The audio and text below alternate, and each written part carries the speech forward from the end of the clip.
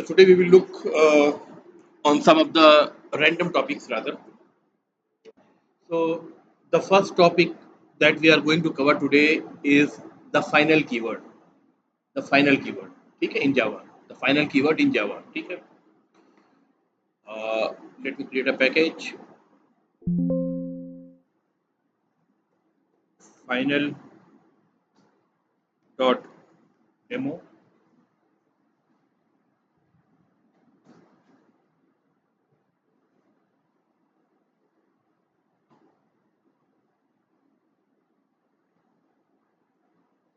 ठीक है.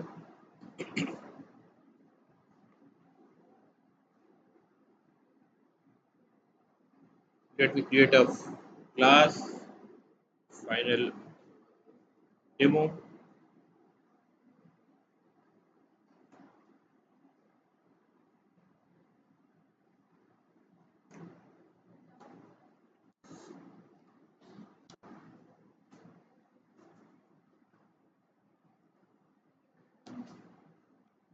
Guys, what is this?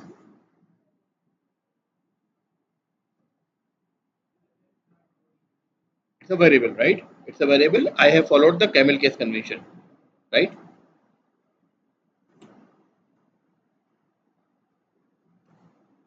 ठीक है यहाँ तक क्लियर है सबके लिए? ठीक है. Now let's begin.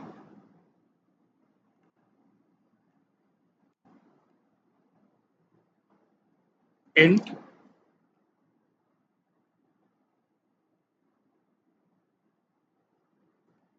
I will put a final before it. ठीक है. End point. क्या कह रहा है?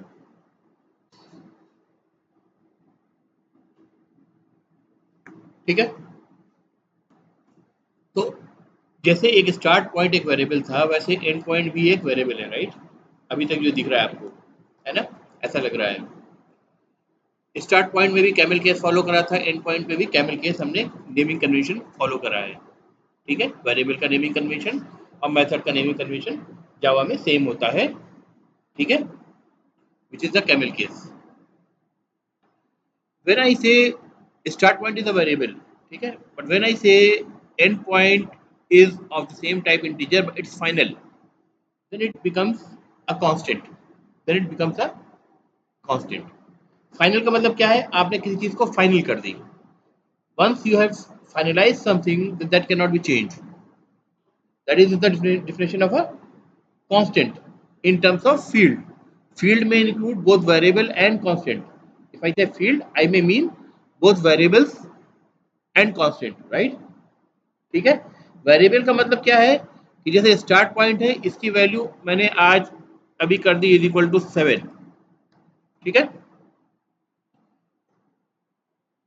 And let me make method public static void main string args, right?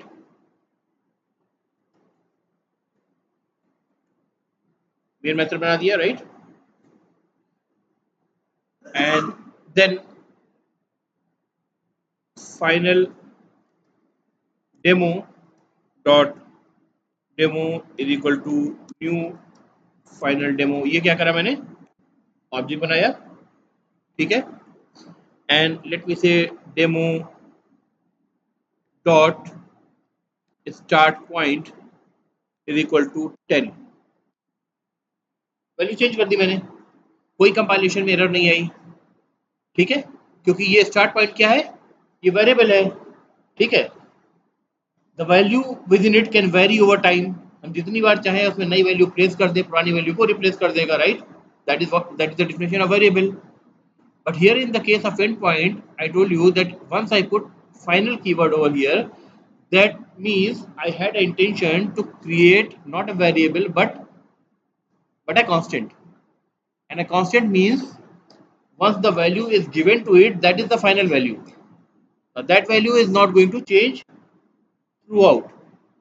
ठीक है. चेंज कैसे नहीं होगी इसका मतलब?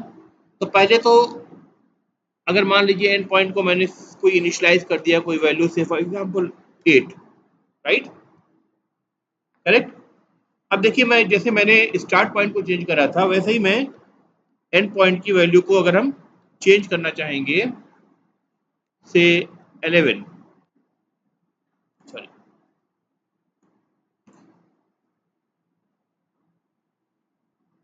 एंड पॉइंट, ओके, ये कर्ली ब्रेसेस, फाइन, एक कर्ली ब्रेसेस मिसिंग था, इसके लिए एरर दिया था, तो वो डिफरेंट एरर था। अब जो आपको एरर मिल रही है वो एक्चुअल एरर मिल रही है। क्या हो रहा है, मैसेज आपको क्या मिल रहा है, there is a compilation failure, compilation में एरर मिल रही है। The final field final demo dot endpoint cannot be assigned, that means it cannot be assigned a new value once you have finalized endpoint with the value 8, right? Now a new value, if you try to assign in the code, anywhere in the code throughout the project, that not possible until unless you remove this final keyword. अगर इसको आप हटा दें तब तो ठीक है, final हट गया तो वेरिएबल बन गया, लेकिन अगर फाइनल है तो ये वेरिएबल नहीं है, कांस्टेंट है। फिर कोड में आप इसकी वैल्यू एक बार जो आपने इनिशियलाइज करते वक्त इसको असाइन कर दी है, वो वैल्यू दोबारा चेंज नहीं होने वाली है। आप कोड में कहीं भी चेंज करने की कोशिश करेंगे तो कंपाइलर आपको फॉरन कंपाइलेशन एरर दे के रोक देगा, और एरर साफ साफ बोलेगा the final field final demo dot and point can not be assigned. ठीक है, फिक्स क्या बोल रहा है, रिमूव फाइनल मॉडिफायर, यानी फाइनल को हटा दो, फिर चाहे तुम्हें असाइन करना है तो करो, लेकिन जब तक फाइनल है it's a constant, and when it's constant then the compiler will not allow you to change the value। ठीक है। अब दूसरी बात, अगर कोई फील्ड कांस्टेंट बन रही है, स्टार्ट पॉइंट क्या था, ये तो वेरिएबल था, फाइनल लगा के मैं एंड पॉइंट को कांस्टेंट बना रहा हूँ, अगर कोई फील्ड मैं कांस्टेंट बना रहा हूँ तो उसका नेमिंग कन्वेंशन भी चेंज हो जाएगा, वो अब कैमल केस नहीं रहेगा। ठीक है, अब इसको आपको कैसे देना है, इसको देना है कुछ इस तरह से, एंड अंडरस्कोर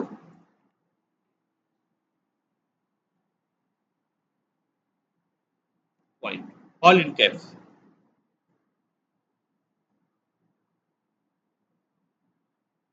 ठीक है भाई, if there are multiple words you just put underscore, but everything has to be in caps, everything has to be in caps। Class name है तो उसमें भी क्या होगा, अगर मल्टीपल वर्ड्स है तो सिर्फ हर वर्ड का पहला लेटर ही कैपिटल रहेगा। ये कन्वेंशन एकदम डिफरेंट है ना, पूरा का पूरा वर्ड ही आपका कैपिटल में है, correct.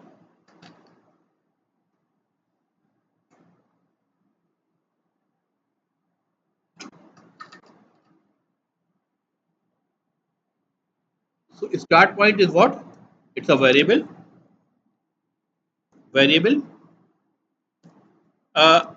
non final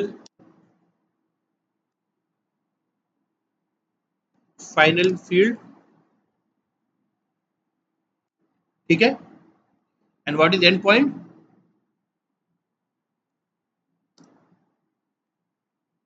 constant, right, final final field. That's clear है यहाँ तक, ठीक है। So this line will give you the compilation error।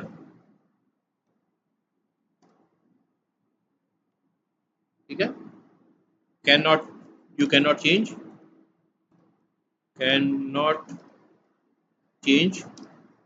the value of the final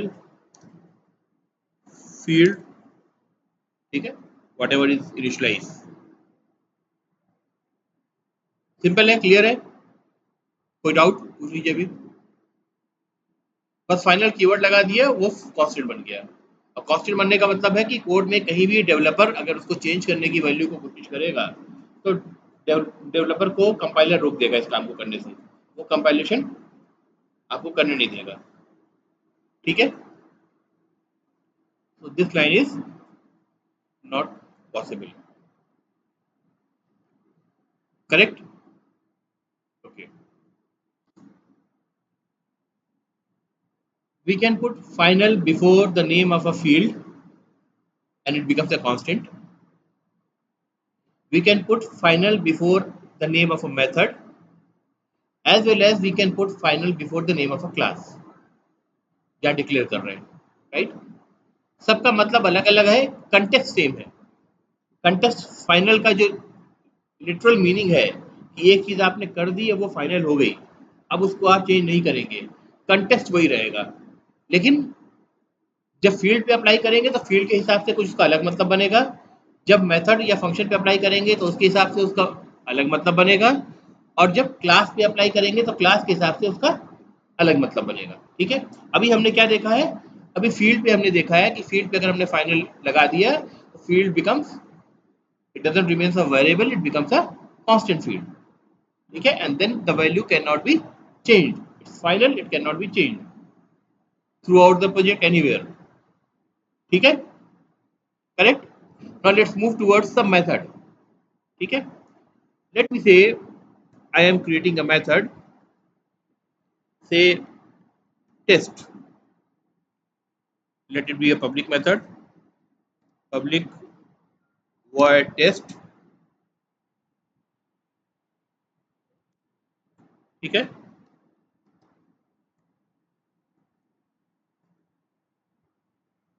testing final methods, correct. अभी ये नॉर्मल मेथड है. ठीक है, let me go to another, let me create another class, say class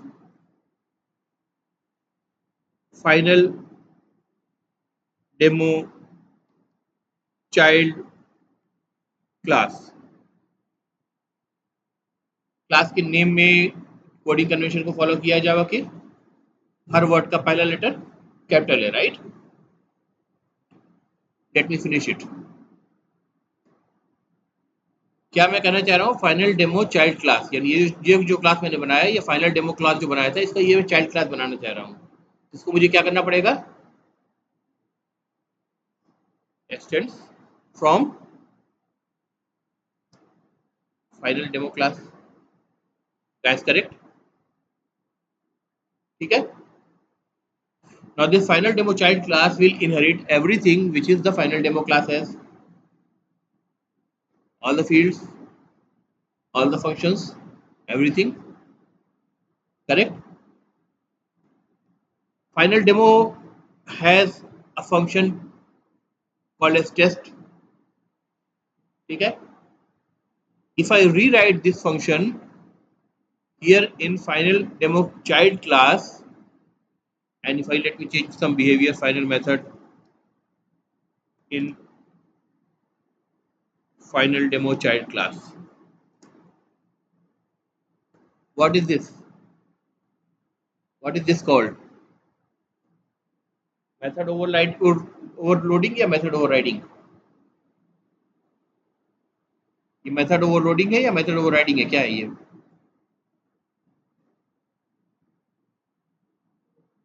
है overriding है, right. क्यों, overloading तो तब होता है जब सेम मेथड का नाम यूज करें लेकिन एटलीस्ट पैरामीटर की लिस्ट में कुछ चेंजेस हो, नंबर ऑफ पैरामीटर चेंज हो, टाइप ऑफ पैरामीटर चेंज हो, या सीक्वेंस ऑफ पैरामीटर भी चेंज हो तो भी ओवरलोडिंग हो जाएगी.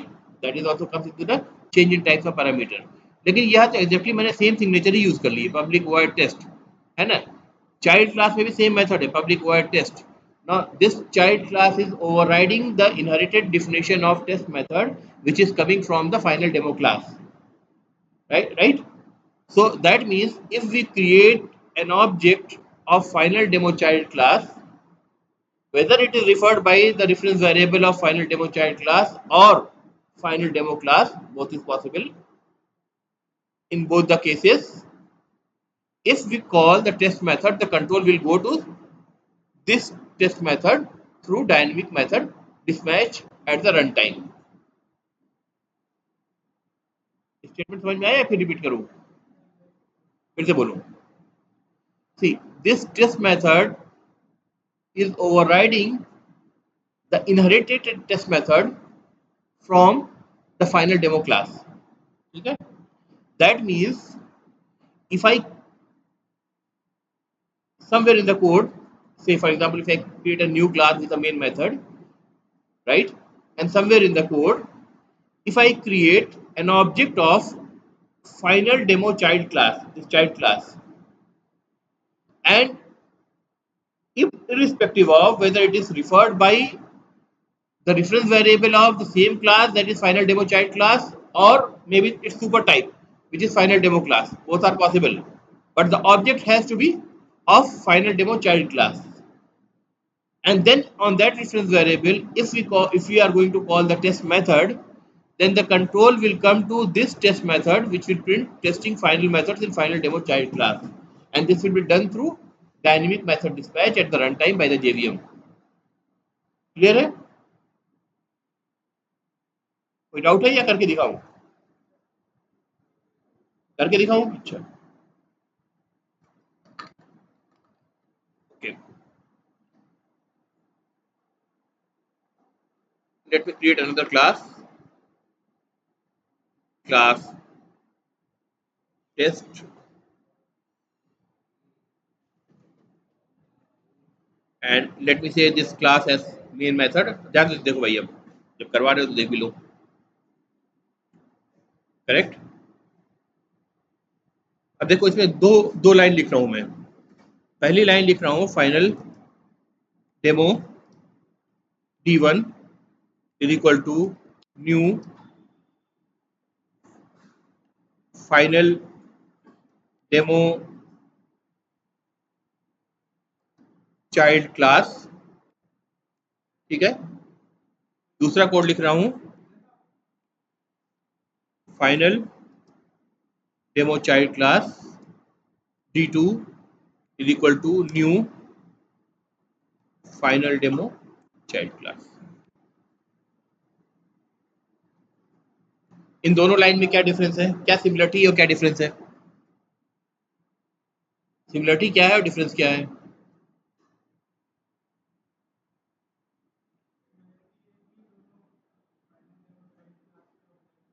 ऑब्जेक्ट दोनों जो बन रहे हैं, दोनों ही लाइन में रन टाइम में जो बनेंगे वो क्या बनेंगे? फाइनल डेमो चाइल्ड क्लास के बनेंगे, यानी चाइल्ड क्लास के बनेंगे। और डिफरेंस क्या है? D2 का जो रेफरेंस वेरिएबल है वो उसी चाइल्ड क्लास का है, और D1 का जो रेफरेंस वेरिएबल है ये इसके सुपर टाइप का है। आपको बता चुका हूं मैं, प्रोग्राम टू सुपर टाइप का मतलब ये होता है कि जो सुपर टाइप का रेफरेंस वेरिएबल है वो चाइल्ड टाइप के ऑब्जेक्ट्स को होल्ड कर सकता है, क्योंकि चाइल्ड टाइप के ऑब्जेक्ट्स कंपेटेबल होते हैं उसके लिए, right. Vice versa is not true, ठीक है। इन दोनों ही कंडीशन में अगर मैं कहूं D1 डॉट टेस्ट मेथड है ना, टेस्ट मेथड को प्रिंट करूं और D2 डॉट टेस्ट मेथड को प्रिंट करूं, तो दोनों से आउटपुट क्या आएगा? देख लो, दोनों में टेस्ट मेथड्स क्या है? ऊपर वाली क्लास फाइनल डेमो में क्या प्रिंट कर रहा है? Testing final method, test method ये प्रिंट कर रहा है। और जो चाइल्ड क्लास है उसमें क्या प्रिंट कर रहा है? Testing final method in final demo child class, ठीक है। ये इतना ही डिफरेंस है बस। अब बताइए, ये जो दोनों टेस्ट में टेस्ट मेथड में कॉल कर रहा हूँ D1 और D2 पे, इनके आउटपुट क्या आएंगे? क्या क्या आएंगे?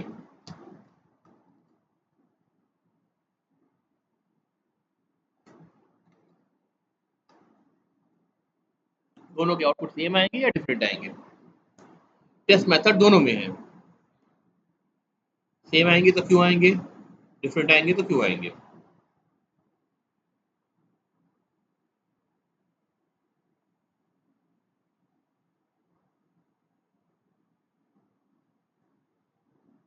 अभी जो स्टेटमेंट मैंने बोला था ना, उसी को मैं आपको दिखा रहा हूं करके।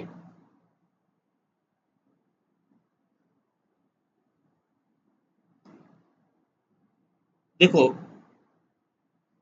D2 पे जब हम टेस्ट कॉल कर रहे हैं, है ना, तो रेफरेंस वेरिएबल और ऑब्जेक्ट दोनों किसके हैं? फाइनल डेमो चाइल्ड क्लास के।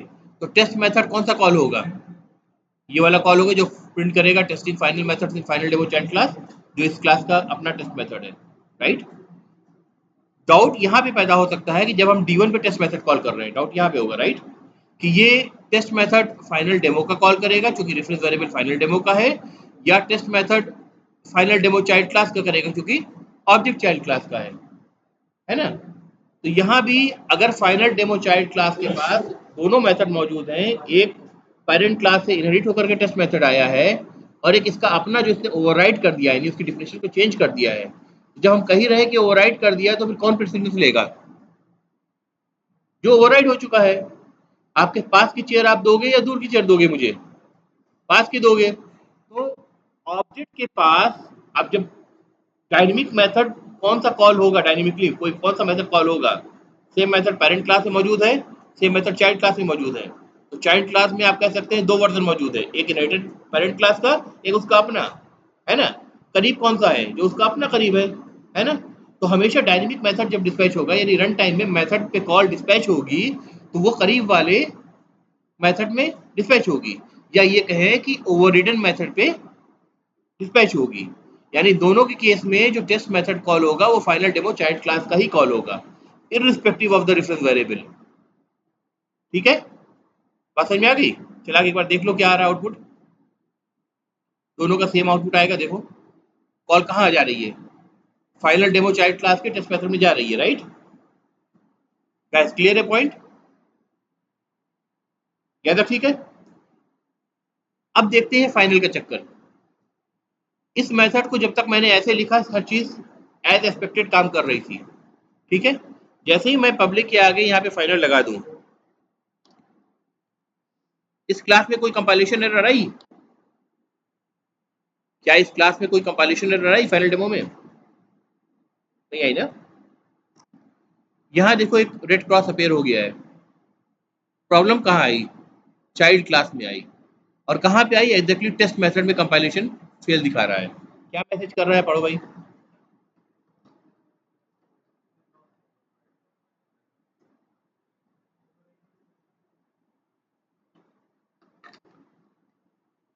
Can not override the final method from final demo. Inherit होके तो जो टेस्ट मेथड आ रहा था वो फाइनल डेमो से आ रहा था ना। ये तो फाइनल डेमो चाइल्ड क्लास है। तो कह रहा कि जो ऊपर से आपका जो मेथड आ रहा है उसको हम ओवरराइड नहीं कर सकते, क्योंकि ओवरराइड करने का मतलब होता है उसकी डिफिनेशन को चेंज कर देना, और जो चीज फाइनल हो चुकी है उसको आप चेंज नहीं कर सकते। फाइनल की मीनिंग सेम रही, कंटेक्स्ट चेंज हो गया। क्योंकि मेथड को चेंज तब किया जा सकता है जब उसको ओवरराइड करें चाइल्ड क्लास में और उसको री इम्प्लीमेंट कर दें, अलग बिहेवियर दे दें, तो हम कहते हैं मेथड को हमने चेंज कर दिया, right? So now that means if in clear terms, if I speak that if a method is declared final in the parent class, it cannot be overridden in any of the child classes. It cannot be overridden in any of the child classes. That method becomes final, and no child class can change its definition through overriding. ठीक है? तो this is not possible. Not possible for final test method declared in parent class. You will get a compilation error. Compilation. क्या ठीक है? ये आप नहीं कर सकते, करेक्ट? तो अब मैं क्या करूं? दो में से एक काम कर सकता हूं, या तो यहाँ से फाइनल हटा दूं, नॉर्मल मेथड रहने दूं, और अगर हमने किसी पर्पजली उसको फाइनल बनाया है तो फिर मैं क्या करूंगा कि उसको ओवरराइड नहीं करूंगा। I will have to add this to comment.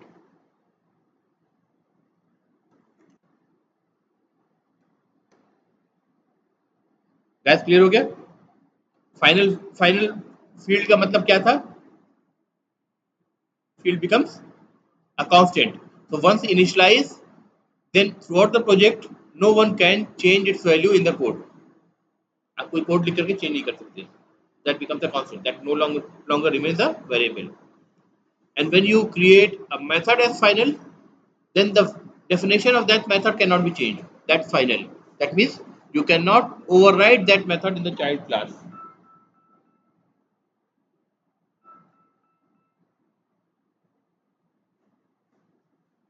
Just it.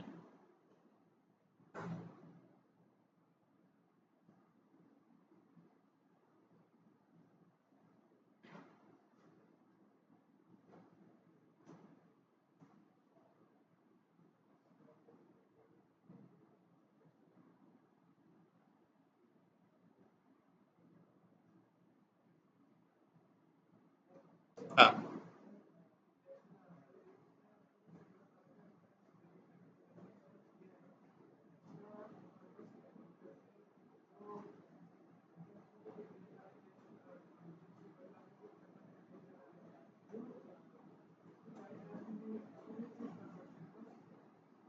एक बार थोड़ा फिर से बोलो, थोड़ा समझिए।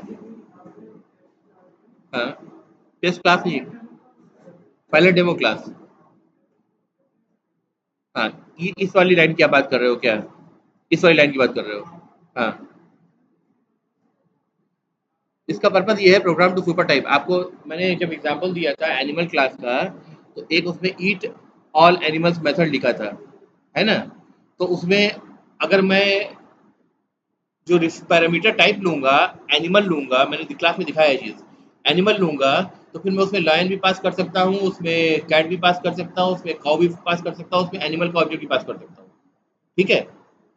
लेकिन अगर मैं ऐसा नहीं करूंगा तो हर एनिमल के लिए मुझे एक ओवरलोडेड मेथड बनाना पड़ेगा, और जब भी फ्यूचर में भी कोई नया एनिमल जू में आएगा तो क्या करेंगे, उसके लिए एक नया मेथड बनाएंगे।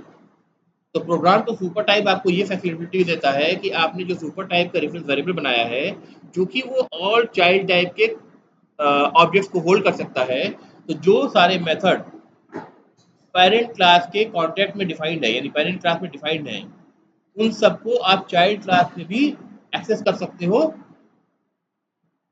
With the reference variable of the parent class. ठीक है? तो एक जनरलाइज कोड लिख रहा है ये फिर। ठीक है?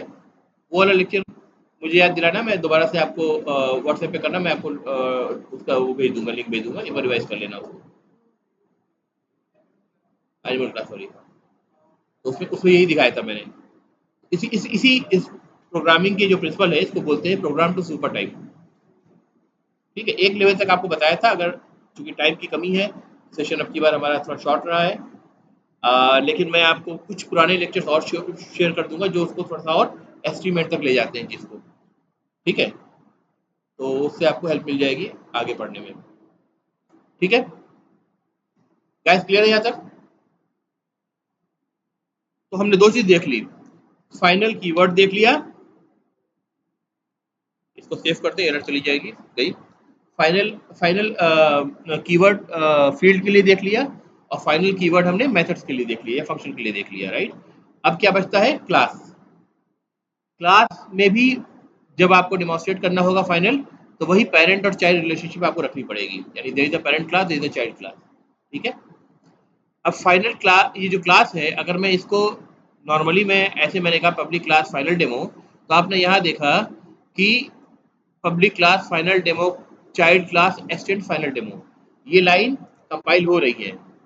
और इस लाइन के कंपाइल होने का मतलब क्या है कि final demo child class is an extension of the final demo class. It's an extension. Extend keyword का मतलब एक्सटेंशन, यानी जो कुछ इनहेरिट करेगा वो तो रखेगा ही रखेगा, नई और फील्ड्स और मेथड चाइल्ड क्लास ऐड करके पुरानी डिफिनेशन को एक्सटेंड कर सकता है, राइट? करेक्ट? इनफैक्ट मेथड्स को ओवरराइड करके उनको चेंज भी कर सकता है, दोनों ही कर सकता है, राइट?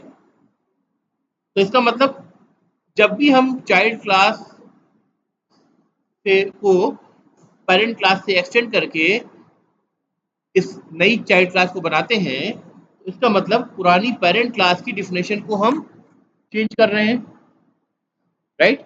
नई चीजें उसमें ऐड कर सकते हैं, करेक्ट? कुछ एडिशन हो रहा है तो मतलब चेंज हो रहा है ना? तो अगर आपने इस क्लास की पब्लिक क्लास फाइनल डेमो के पहले अगर आपने फाइनल लगा लिया है, तो इसका मतलब कि अब ये क्लास फाइनल हो गई। अब ये क्लास में किसी भी तरह का चेंज नहीं हो सकता। और क्लास में चेंज कैसे होगा? एक चाइल्ड क्लास उसको एक्सटेंड करके उसमें नई चीजें जोड़ दे, उसके मेथड्स को ओवरराइड कर दे। तो एज अ होल अब आपके लिए इस क्लास फाइनल डेमो क्लास को एक्सटेंड करना ही इम्पॉसिबल हो गया। देखिए अब एरर कहाँ आ रही है, क्लास पे आ रही है। जब हमने फील्ड में फाइनल लगाया था तो जहां हम फील्ड की वैल्यू को चेंज कर रहे थे वहां एरर आ रही थी। जब हमने मेथड पे फाइनल लगाया तो जहां हम उस मेथड को चाइल्ड क्लास में ओवरराइड कर रहे थे उस मेथड के डिक्लेरेशन के नीचे एरर आ रही थी।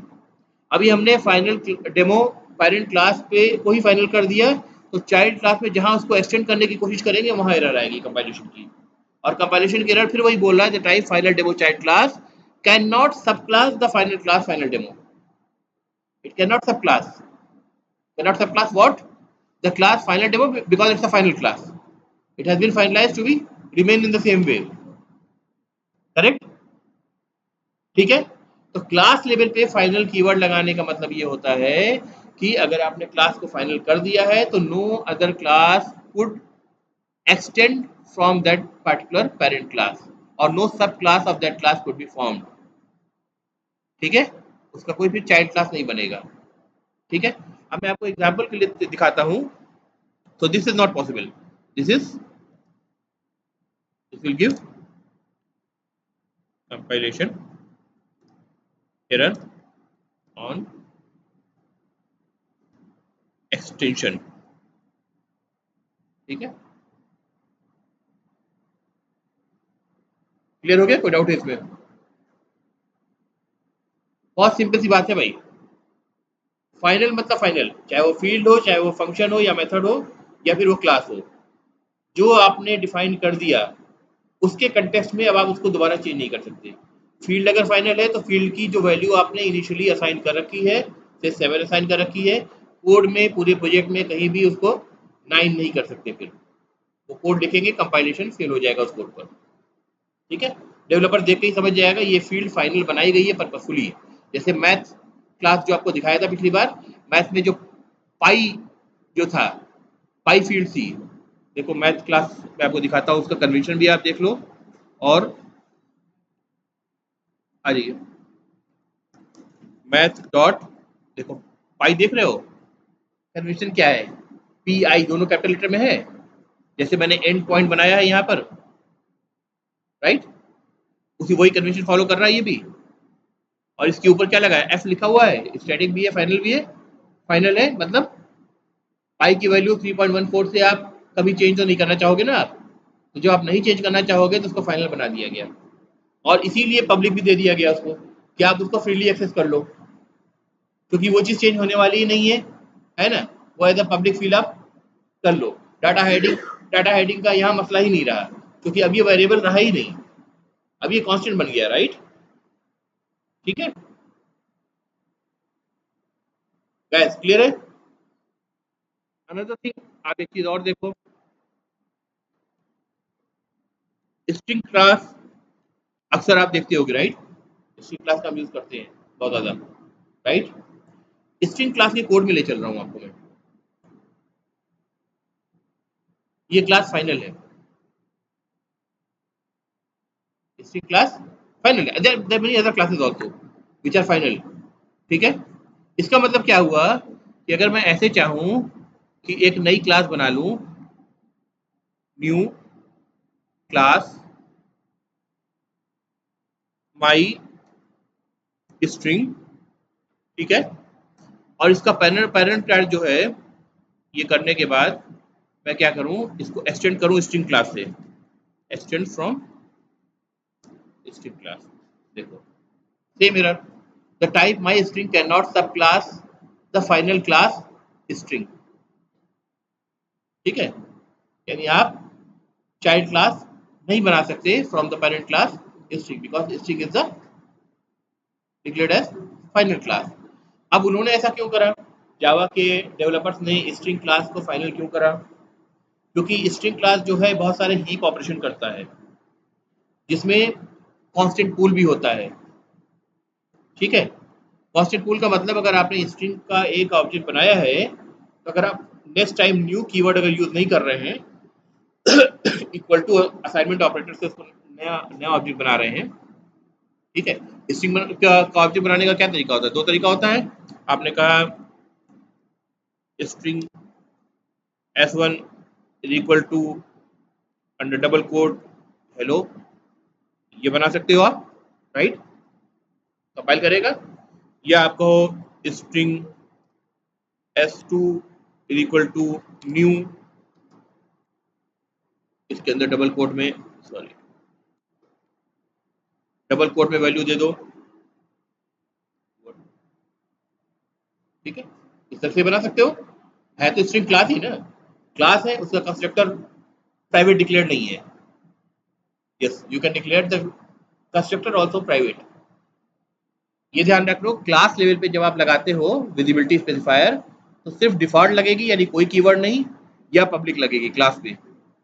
But for method, for variables and for constructor, तीनों के लिए रूल ये है कि आप पब्लिक भी लगा सकते हो, प्राइवेट भी लगा सकते हो, प्रोटेक्टेड भी लगा सकते हो, या कुछ नहीं लगाओ तो डिफॉल्ट भी हो सकता है, ठीक है? पब्लिक मतलब accessible from everywhere, protected and default का जो स्कोप होता है वो पैकेज लेवल का होता है, एंड प्राइवेट मतलब उस क्लास के बाहर नहीं। तो उस क्लास के बाहर किसी और क्लास से फिर आप उसका ऑब्जेक्ट क्रिएट नहीं कर पाओगे directly by calling the constructor, ठीक है? फिर उसके लिए you have to go for something which is called as the factory method. चाहो तो लिख लो, गूगल करना, क्योंकि स्कोप से बाहर है इसलिए मैं डिस्कस नहीं करूंगा। अगर अगर कोई पूछे कि क्या आप कंस्ट्रक्टर को प्राइवेट कर सकते हो, इंटरव्यू में कोई आपसे पूछे, तो बोलो yes we can put all the visibility specifiers available for field, for variables, for methods as well as for constructors. That is true. We can say a constructor is private. लेकिन constructor अगर private हो गया तो उसका object कैसे create करोगे, है ना?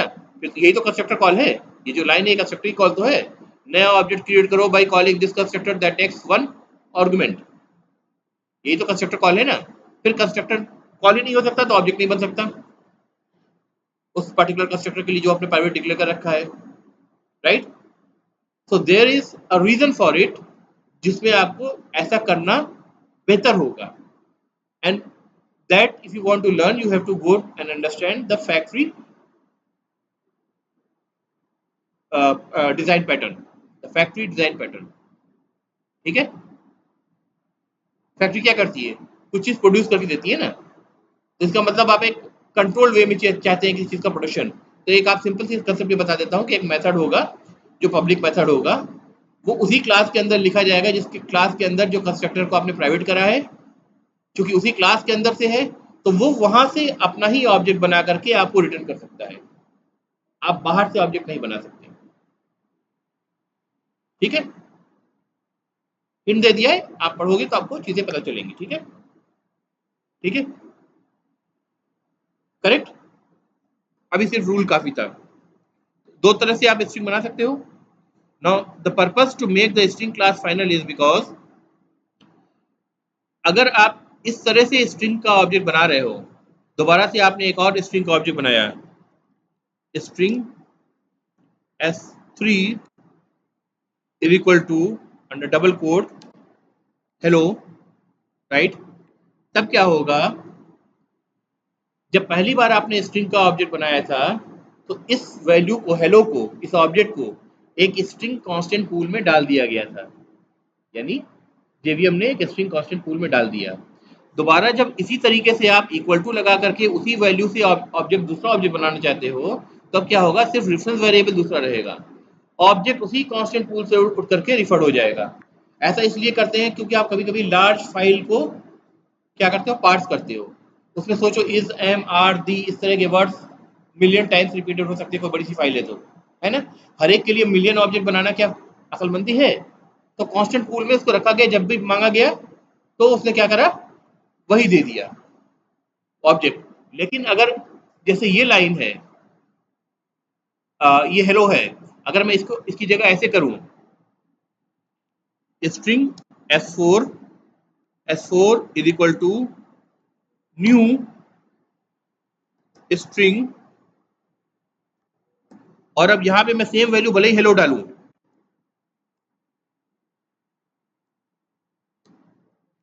तो अब इवन दो अगर ये स्ट्रिंग कांस्टेंट पूल में मौजूद है तो भी एक नया ऑब्जेक्ट बनेगा, क्योंकि आप वर्बली इंस्ट्रक्शन दे रहे हो जेवीएम को कि नया ऑब्जेक्ट ही बनाओ, न्यू कीवर्ड आपने यूज करा है, तब स्ट्रिंग कांस्टेंट पूल से उठ के नहीं आएगा। समझ बात आ गई? स्ट्रिंग की एक और चीज होती है इम्यूटेबिलिटी। इम्यूटेबिलिटी का मतलब कि अगर आपने स्ट्रिंग में कोई चेंज करना चाहते हैं तो जैसे आपने कहा S1 है, S1 डॉट डॉट कॉनकैट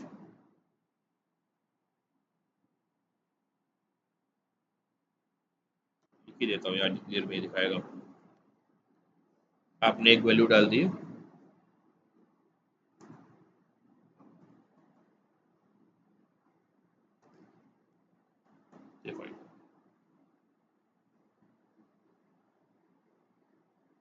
क्या एरर दे रहा है?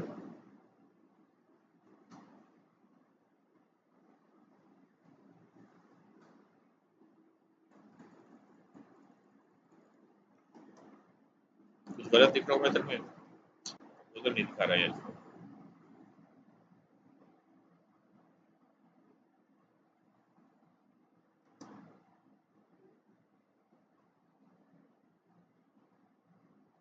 अच्छा सॉरी, ये तो किसी मेथड के अंदर लिखना पड़ेगा ना भाई, एक ऑपरेशन करना चाह रहा हूँ मैं। ठीक है, पब्लिक वर्ड टेस्ट। भाई स्टेटमेंट लिखेंगे तो मेथड के अंदर ही लिखेंगे ना। इंस्टेंस वेरिएबल जहाँ डिक्लेयर करें वहाँ मैक्सिमम इनिशियलाइज कर सकते हैं, है ना। अब अगर मैं कहूँगा S1 डॉट कॉनकैट, अब यहाँ काम करेगा, इसलिए नहीं दिखा रहा था। आईडी नहीं दिखा रहा तो सुनना चाहिए क्यों नहीं दिखा रहा है। इसको मैंने कहा कि हेलो फ्रेंड, ठीक है। अब बताओ मैं system dot out dot println में S1 को प्रिंट कर दूं तो क्या आउटपुट मिलेगा मुझे?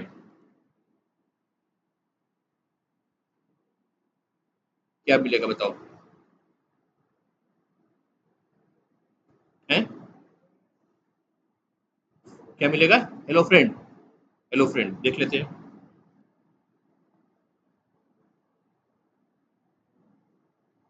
इसको कॉल भी तो करना पड़ेगा इस मेथड को। टेस्ट मेथड को कॉल कर देता हूँ मैं। कहाँ से करूँ? फाइनल मेथड से कर दूँ? ये बनाया किसमें है मैंने?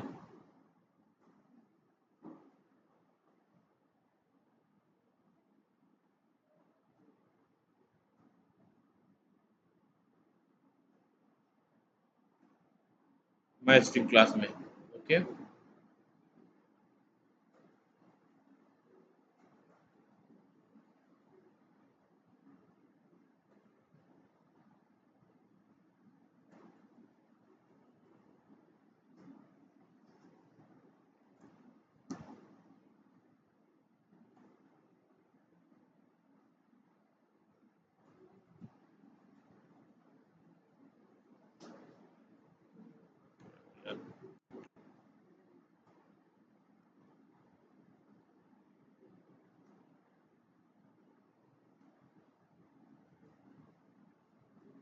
क्या गड़बड़ कर रहा हूँ बताओ?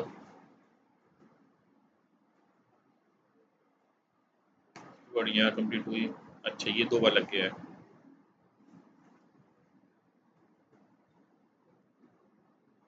ठीक है, टेस्ट को मैं कॉल कर ले रहा हूँ।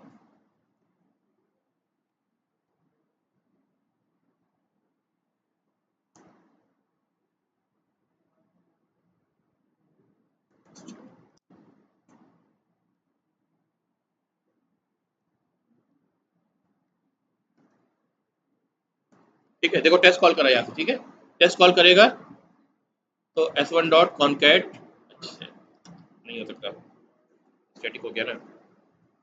रुको, दूसरे तरीके से कर देते हैं। ये क्लास का नाम क्या है? माई स्ट्रिंग है ना। My string str equal to new my string. ठीक है,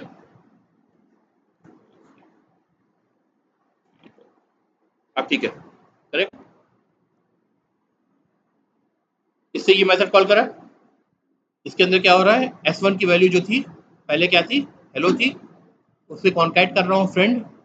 तो अभी आपने बताया कि आउटपुट जो मिलेगा इसको प्रिंट करने का हेलो फ्रेंड मिलेगा। Let's see. क्या मिला? हेलो। क्यों? क्योंकि स्ट्रिंग S1 का जो ऑब्जेक्ट है वो इम्यूटेबल है। इम्यूटेबल मतलब उसकी वैल्यू को एक बार आपने डाल दिया, अब उसे चेंज नहीं कर सकते आप। अगर आप चेंज करना चाहते हैं तो आपको दूसरे रेफरेंस वेरिएबल में से लेट मी से स्ट्रिंग S5 इसके अंदर आपको रीअसाइन करना पड़ेगा और तब आप S5 को प्रिंट करेंगे, राइट? अब देखो, अब वैल्यू आपको हेलो फ्रेंड मिलेगी। मिल रही है? ध्यान रखना, इस तरह क्वेश्चन बहुत आते हैं एमसीक्यूज वगैरह में। तो आपको बताएं, स्ट्रिंग क्लास में दो इंपॉर्टेंट चीजें हैं, इम्यूटेबिलिटी है, दूसरा ऑब्जेक्ट पूल का कंसेप्ट है। इन दोनों को ही मैनेज करने के लिए इसको ऑपरेटिंग सिस्टम के भाई हीप में आपको बनाना है, जगह स्ट्रिंग पूल बनाना है, ठीक है?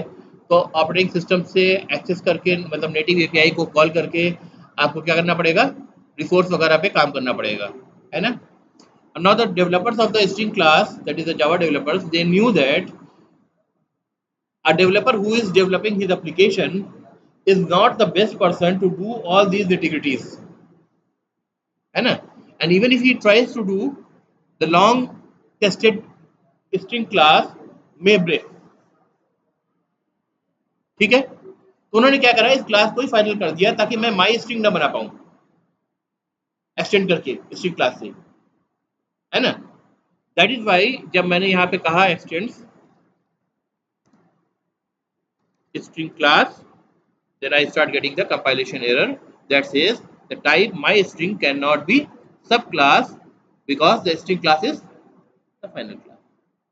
तो आपके पास वैलिड रीजन भी होना चाहिए किसी क्लास को फाइनल बनाने के लिए। फाइनल का मतलब वो फाइनल हो गई, अब उसमें कोई चेंज नहीं होगा, यानी उसका कोई चाइल्ड क्लास नहीं बनेगा, ठीक है?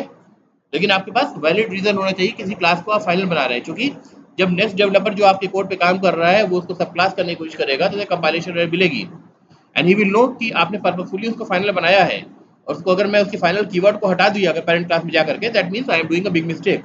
कहीं ना कहीं इसका इम्पैक्ट होगा जब तक मैं पूरी तरह बात को समझ न लूँ, है ना? तो वो उसको फिर छेड़ेगा नहीं, ठीक है? अब जावा में जो स्ट्रिंग क्लास है इसको तो मैं फाइनल नहीं हटा सकता, क्योंकि यहाँ पे तो जार फाइल्स मिली है ना लाइब्रेरी में, तो कंपाइल फाइल है, उसमें तो चेंजेस कर नहीं सकता। हाँ, ये अलग बात है क्योंकि ओपन सोर्स है तो उसका जावा 8 तक ओपन सोर्स था तो उसका वर्जन डाउनलोड करके उसकी स्ट्रिंग क्लास जो एक्चुअल कोडेड स्ट्रिंग क्लास है उसको मैं चेंज करूँ, रीबिल्ड करूँ, वो सब मैं कर सकता हूँ। पर वो मैं क्यों करूँगा भाई? ना मैं मेमोरी एक्सेस कर सकता हूँ प्रॉपरली, है ना? ना मैं नेटिव एपीआई कॉल में इंटरेस्टेड हूँ, मैं अपने बिजनेस लॉजिक में इंटरेस्टेड हूँ, है ना? अपना जो एप्लीकेशन डेवलप कर रहा हूँ उसमें उसको कैसे यूज़ करना है उसकी बिजनेस में इंटरेस्टेड हूँ, ठीक है? तो जब भी कोई चीज़ नीचे से बना के मिली है आपको तो स्टेबल करके मिली है, जब वो स्टेबल मिली है तो आप उसे अपना सर क्यों खपाएंगे? करेक्ट? आपको तो अपना बिजनेस चलाना है, एप्लीकेशन चलाना है, राइट? इतना क्लियर हो गया भाई?